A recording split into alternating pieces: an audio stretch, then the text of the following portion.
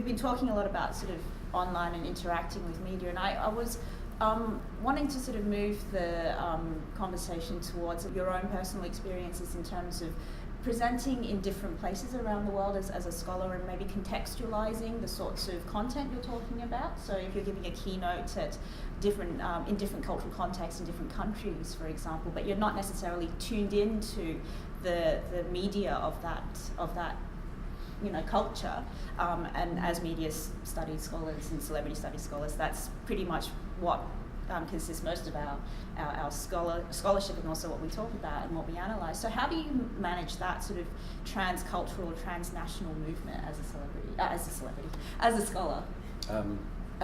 Maybe start with you, David, and we'll go to Kirsty. I've done quite a few talks in different parts of the world, and it is interesting to work out how you connect.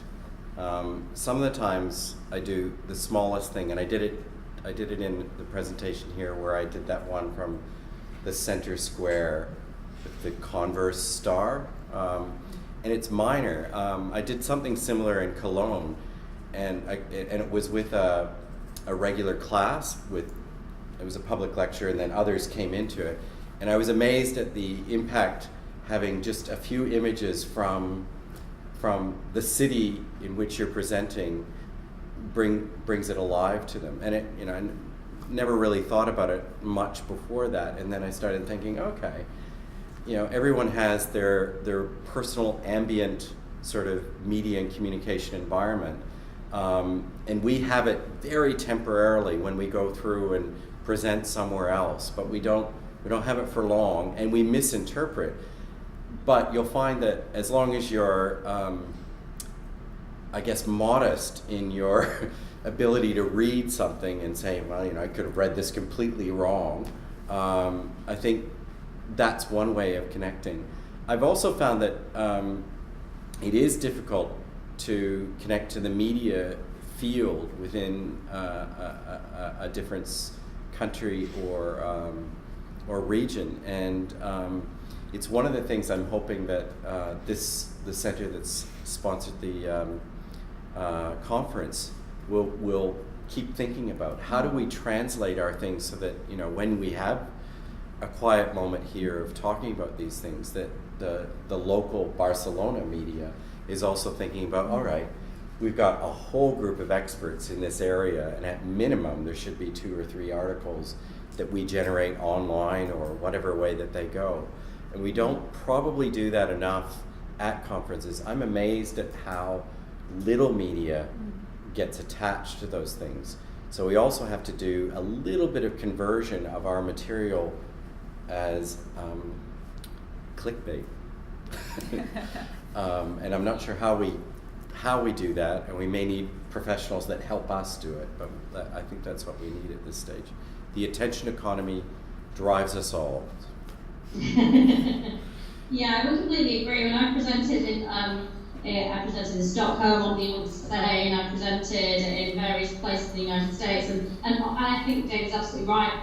That connection with the media seems to be quite a tricky thing to engage. However, I recently returned from Tennessee, where I co-hosted a conference on Mad Men, and that was very interesting because we had a lot of media interest. And I think that was mainly because we had a television film critic called Matt Zoller-Seitz. Some of you might be aware of him. He's the editor of RogerEbert.com and writes for New York Magazine, very, very well known in the United States. And because we had an actual media critic, it seemed to attract a huge amount of attention. And also, not just the media, also from the Chronicle of Higher Education.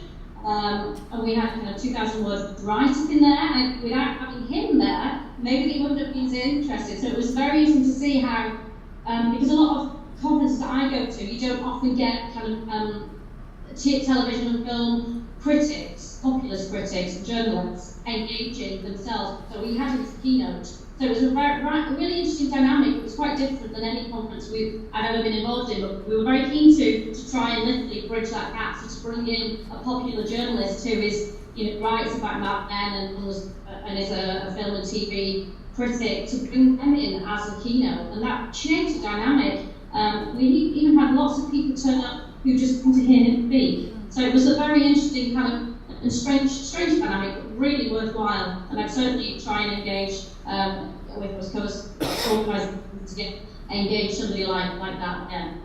Well, I think it's very interesting, those individuals who act as the conduit to bridge that gap, because who you're talking, it reminded me a little bit of, there was a presentation during the Celebrity Studies Conference that was in Amsterdam just before, for those of you who may not have been following along on Twitter, talking about Orlando Jones, who is an actor associated with several cult television series, but who is also very interested in the study of fan studies. He's got an academic interest, and he quite actively seeks out scholars in fan studies and engages with them on social media and via Twitter, and sometimes those conversations can get very meshed. The identity of who's the fan and who's the celebrity, and who's the celebrity and who's the scholar gets sort of meshed into one. It's quite ambiguous, but it's interesting that it's on the individual that these gaps, these bridges might.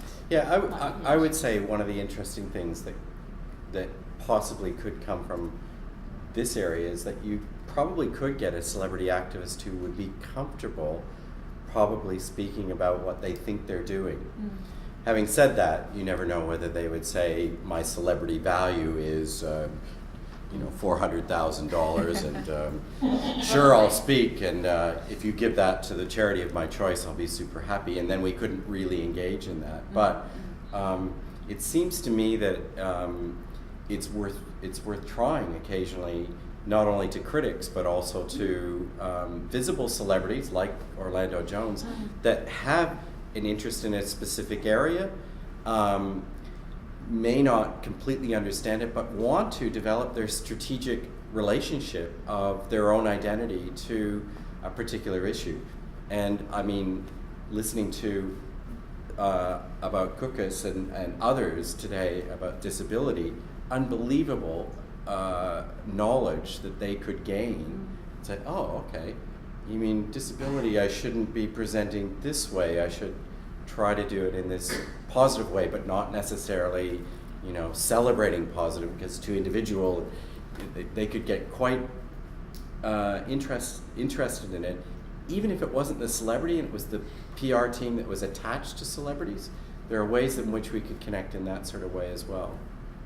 Absolutely, and just to say that also, Matt Zolasai knows John Hamm, said that John Hamm was interested in coming, but he was too intimidated at the thought of a room full of academics deconstructing work. So I thought that was a very interesting, dynamic. That's quite true, yeah. We're very adept at deconstruction, aren't we? That's sort of our bread and butter. Well, I think on that note, we might open it up to the room for any questions, or perhaps some comments on how we might actively bridge that gap between media, activism, celebrity, and academia. So any questions or perhaps comments? Hi, yeah. My question is about research and social media. And so I suppose is it bridge still? Because I'm thinking about wanting to do some research in social media. It's around our cultures. And I want to engage people. I want to look at social media and get people to come into me through social media. But I've been reading about some of the studies recently where they've been actually using social media to get people on social media to do some of the research for you and to talk to you almost live, if you like, through social media. And I wonder if you guys have got any experience of doing that kind of research, because obviously you've got kind of publicity element is wrapped up in your research then. You've got this live sort of action kind of conversation going on where you're being seen as well as trying to find something out. So it's kind of an interesting bridge between the two things, because it's kind of both in one. So I'm sure there's lots of challenges, and I wondered if that's something any of you'd experienced. Kirsty, did you hear the question? Did you hear me, Kirsty? So the question was about doing research on social media while actually engaging and trying to seek people to participate in your research while you have an active presence on social media, if I'm interpreting your question correctly. And so the question was, have you had any experience in how to manage that sort of those sorts of interactions? Well, I haven't done any in-depth research on social media itself, so that really, I couldn't really respond to that with any level of And from my perspective, I think we're doing quite a bit of tracking of social media activity in our work on persona. We're looking at different ways that people are presenting themselves. But we're doing it, the thing about things like Twitter is they're very public profiles, and whenever you post on Twitter, it's completely public. Facebook has all sorts of privacy settings, structures there that makes it a little bit more difficult.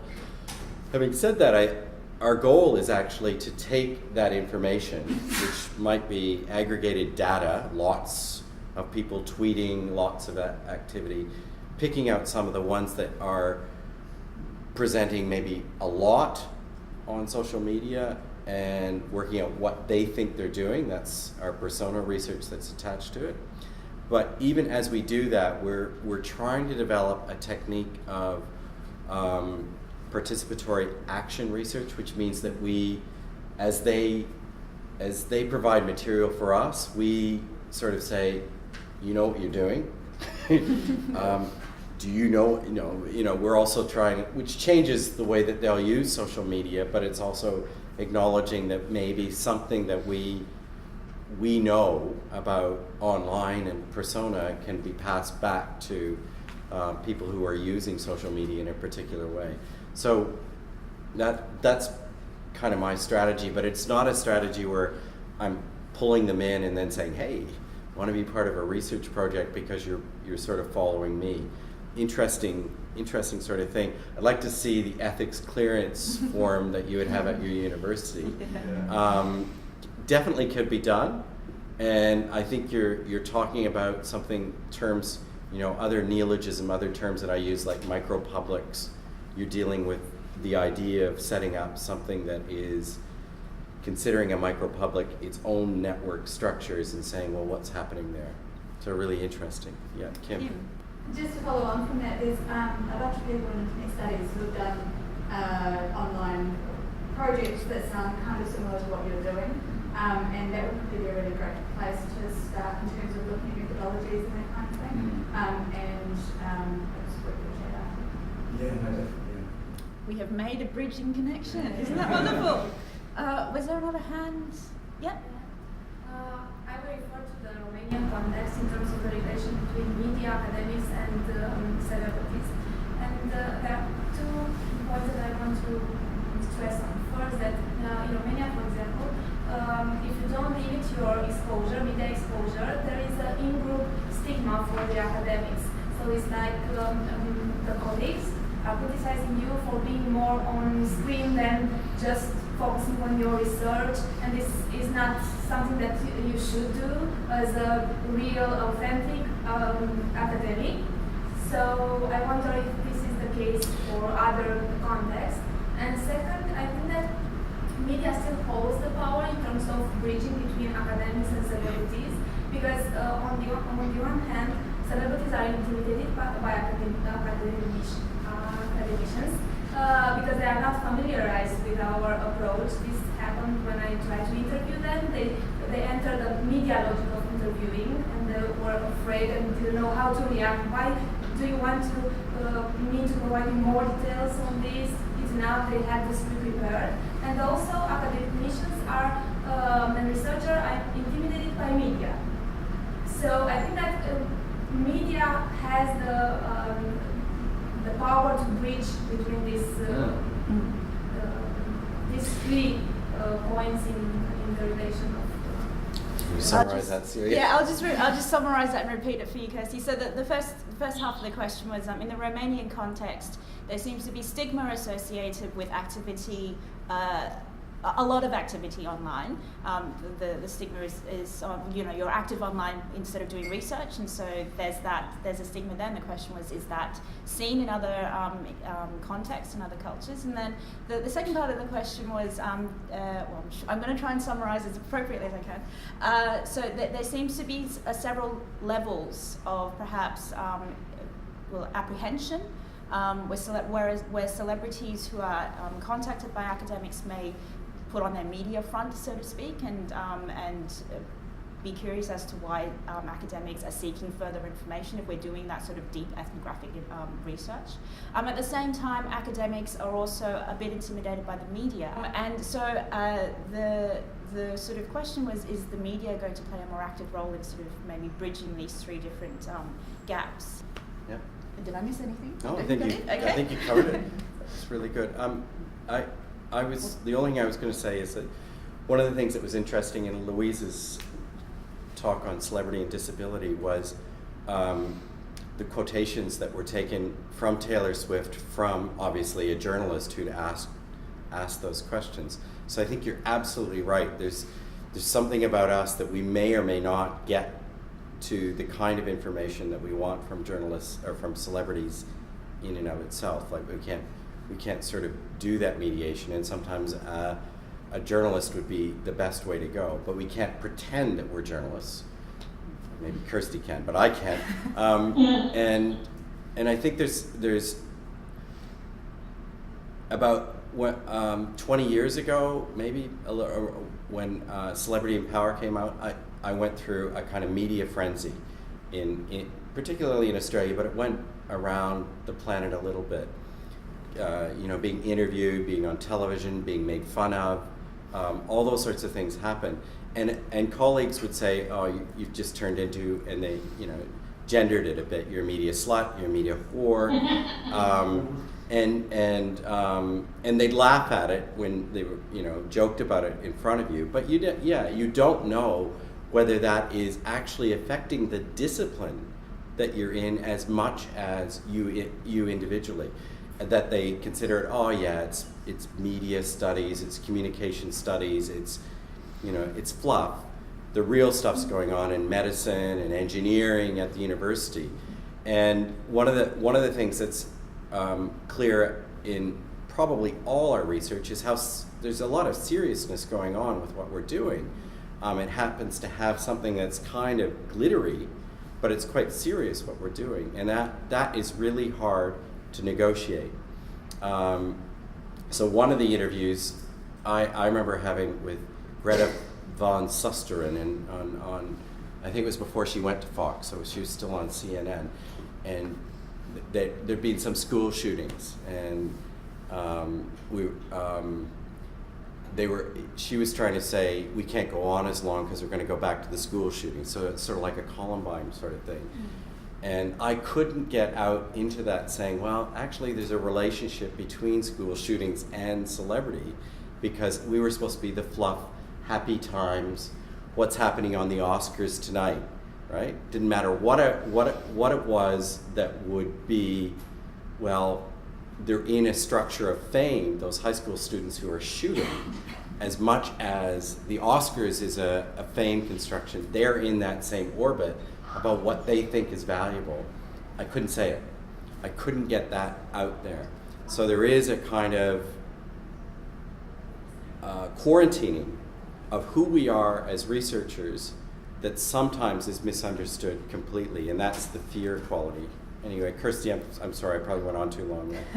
No, I completely agree. I mean, maybe 8-9 years ago, I was deeply depending on discipline, but it seems that as time's gone on, and celebrification of society more generally, our discipline is more accepted. I mean, I still have to, on occasion, defend, the reasons why I'm studying the onset and what sort of use that could be to society on any level. But there is more of an acceptance now of our discipline, and I also agree with David in terms of us trying to get into the celebrity machinery and to figure out how that operates, and to kind of not have to say, well, we're journalists, we're actually academics, and we need to be able to understand how the machine works. Because a lot of times I talk to people who work in that entertainment industry, and they're like, you're so far removed in terms of what actually goes on, and your academic work doesn't really connect with anything that we actually do. So I always find that quite an interesting thing, that kind of linkage that seems to be a disconnect when I ever talk to people who are either famous themselves or are PR people or whoever they may be who work with celebrities. They find it curious that we should be so invested in this matter. I think it's really important to try and highlight and get involved in the machinery of the industry in order to really understand what's going on, because it's quite an eye opener for me, certainly. And doing my research on Beyonce, talking via an agent to her father, to Beyonce's father, and now interviewing him for my book, and he's open to wanting to discuss celebrity studies as a discipline. So that's been quite an interesting kind of quite an interesting thing for me to kind of get my head around, I have to say. I think we have a final question over here. Well, I just wanted to, I agree with that about having an actual relationship with celebrity, like the academic world actually engaging with celebrities themselves, and obviously that's problematic because of the fees that they may want to charge, or the people who are controlling the way that they speak, but also maybe that celebrities, it would be essential in a way to have a celebrity here listening to what we're saying, because we're talking about what they do, and they would have invaluable things to add, no doubt, but they shouldn't necessarily feel intimidated, I don't think, because as everyone may be an expert in their particular field of study that sort of orbits around this area, the celebrity is an expert in the performances that they give and the world that they inhabit. So in actual fact, they would be of equal standing, you know, in that environment, and you know, it would certainly generate publicity for the conference, as you noted in your experience there. But I think it would be very interesting to actually have a celebrity in the room and to see how that changes and improve, or you know, facilitates the dynamic. Yeah, I'm all for that. Maybe at the next conference we should try and engage with a celebrity. Who and how much are the good That's the vital question there. I would say one of the weaknesses in celebrity studies is, even though Kirsty's managed to generationally connect to Beyonce through the father, it's one of the things that's quite limited, and that's why I brought up the research that's going on in Hong Kong. It is really rare to see people actually academics interviewing celebrities. And if you've ever talked to Carrie Ferris, who tries to do that research, she just ended up going to small towns and hanging out, or small cities, mid-sized cities, and interviewing, you know, the weather person from television or the sportscaster, who are celebrities in those cities, but they're not necessarily, you know, and they do experience celebrity kind of things, but it's incredibly difficult to get into that other space. That being the case, it's probably strategically the smartest for probably the most senior scholars to play in that, because they're not going to be as affected if they're turned down, or they might sheepishly run off and feel awful. But it seems to be an appropriate time that these incredibly adept celebrity figures would understand that they are an area of study for a lot of reasons. And I would think all our research should be contributing to celebrities' understanding that we would like to know more, and they would gain from us being involved in it. I'm always fascinated too by what Kirsty says, is saying, you guys know nothing about what we're doing, and you always get it wrong. And it may be true. It'd be very sad if it were entirely true, but getting closer to that, not as a fan, but as an academic, would be great. And it's hard to do that. And I'm not sure if we can develop techniques for that, or pathways where they feel comfortable with it. I'm not sure. Restructuring some of our material into much more popular versions. Who knows? There are all sorts of pathways that we should be able to get our scholarly work into a position that our objects of study see us as valuable. So. Yeah, absolutely. Again, you're right. I think the pathways, there's a lot to be done, and maybe it is the right time to start developing those pathways that are more constructive and more effective. On that note, really sort of aspirational note, and something to look forward to in the future that we can all be a part of. We thank David and Kirsty for taking part in our workshop today.